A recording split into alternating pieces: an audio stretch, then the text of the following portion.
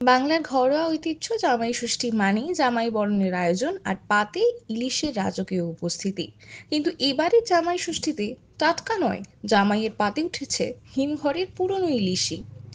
বাজারে খোঁজ নিয়ে জানা যাচ্ছে চলতি বছরের এখনো পর্যন্ত উল্লেখযোগ্য ইলিশ ধরা পড়েনি। ফলে দাম আকাশ ছোঁয়া। বাজারে যা মিলছে তা মূলত দীঘা, শঙ্করপুর, পেটুয়াঘাটের হিমঘর সংরক্ষিত পুরনো ইলিশ। 800 গ্রাম থেকে 1.5 কেজির ইলিশ বিকাচ্ছে 1000 থেকে 2000 টাকা কেজি দরে। জানিয়ে দেওয়া সত্ত্বেও গৃহস্থদের দাবি, জামাই বললেই ইলিশ চাই, একদিনের ব্যাপার, চলবে হিমঘরের ইলিশও। তবে প্রশ্ন থেকেই যাচ্ছে, এই হিমঘরের ইলিশ কতটা নিরাপদ ও স্বাদে টাটকার কাছাকাছি? বিশেষজ্ঞরা বলছেন সংরক্ষণের নিয়ম মেনে রাখা হলে বিপদ নেই, তবে টাটকার স্বাদ মেলা দুষ্কর। অর্থাৎ এবারে হয়তো টাটকা ইলিশ নয়, কিন্তু হিমঘরের মাছেই তুষ্ট হবে জামাই। আর শাশুড়িটাও বলবেন, একদিন ইলিশ পেলেই হলো, জামাই খুশি তো আমরাও খুশি। জামাইকে খুশি করার জন্য ইলিশ দিতে হবে। এর রেটটা ব্যাপার না, তবে এই মুহূর্তে এর দামটা বেশি হবে, কারণ এখন তো ট্রলার বন্ধ আছে, সমুদ্রে যাচ্ছে না। এই হিমঘরের ইলিশ অর্থাৎ জামাইটা ছাড়াচ্ছে, দাম যাই হোক না কেন, জামাই মুখে হাসি ফোটানোর জন্য মেয়ে জামাইকে ইলিশটা কিনতেই হবে। আর এই মুহূর্তে ইলিশের বিকল্প বললে পমফ্রেট পাওয়া যায়, কিন্তু ইলিশটাই মূল দরকার হয়, কারণ জামাইরা চায় ইলিশটা খেয়ে তারা একটু আনন্দ পেতে চায়। ইলিশের বাজার গরম, এখন তো ট্রলার নামেনি, এখন আমাদের স্টোরের মাছ এসে এইসব মাছ এখন মার্কেট বিক্রি হচ্ছে। অফ সময় মানে এখন স্টোর ছাড়া আর কিছু থাকবে না, এখন স্টোরেই হবে, এখন স্টোর ছাড়া আর অন্য কোনো মাছ হবে না। আজকে ইলিশ 800 টাকা, 1000 টাকা, 1200 টাকা, যেরকম সাইজ ওই রকম দাম। বাংলাদেশের স্টোর আমাদের সরকার তো বন্ধ রেখেছে, ও মাছ এখন বন্ধ আছে। আমাদের লোকাল ওইটার ডায়মন্ড হারবার, দীঘা এইসব এলাকার স্টোরের মাছ এগুলো। গতবারে বাংলাদেশ ব্যাপক বিক্রি হয়েছিল, বাংলাদেশ চালু ছিল, এখন তো বন্ধ হয়ে গেছে, তাই জন্য বাংলাদেশ এখন তো পাবেন না।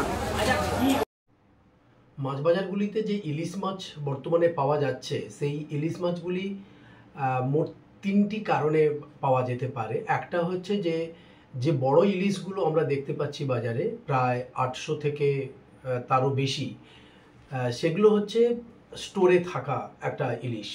এবং দ্বিতীয় একটা উপায় হতে পারে 500 গ্রাম 700 গ্রামের যে ইলিশগুলো যেগুলো পাওয়া যাচ্ছে, সেগুলো কিছু মাছ মানুষ আমাদের রাজ্যের মৎস্যজীবীরা তারা ধরছেন লুকিয়ে চুরিয়ে।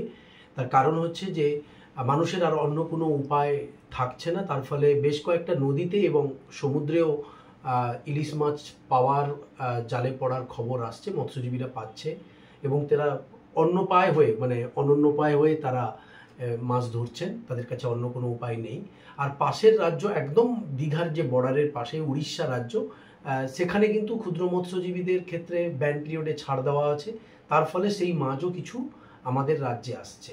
তো এই 3টে কারণে, এক তো স্টোরের মাছগুলো এখন বের করানো হচ্ছে এবং এর ফলে অনেক দামও পাওয়া যাবে এই ইলিশে, এই জামাই ষষ্ঠীতে। এবং দ্বিতীয়ত হচ্ছে কিছু মাছ উৎপাদন হচ্ছে আমাদেরই রাজ্যের মৎস্যজীবীরা যারা লুকিয়ে চুরিয়ে ধরছে এবং উড়িষ্যা থেকে আসছে। এর ফলে আমরা যেটুকু ইলিশ পাচ্ছি সেটুকু হচ্ছে এই কারণগুলোর জন্য, এই জায়গাগুলো থেকেই মূলত উৎপাদন হয়ে আসছে, বাজারজাত হচ্ছে।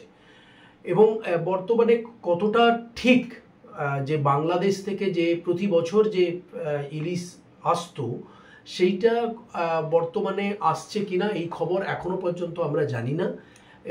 যদি লুকিয়ে চুরিয়ে আসে বাংলাদেশ বর্ডার ক্রস করে সেটা এক ব্যাপার, কিন্তু এখনো অবধি দুটি দেশের মধ্যে যে বাণিজ্য যে ব্যাপার স্যাপার থাকে, নর্মালি যে ব্যাপার থাকে, সেটা আমরা দেখতে পাচ্ছি না। এবং তার ফলে ইলিশ ওপার থেকে এপারে ইলিশ আসছে এমন খবরও নেই।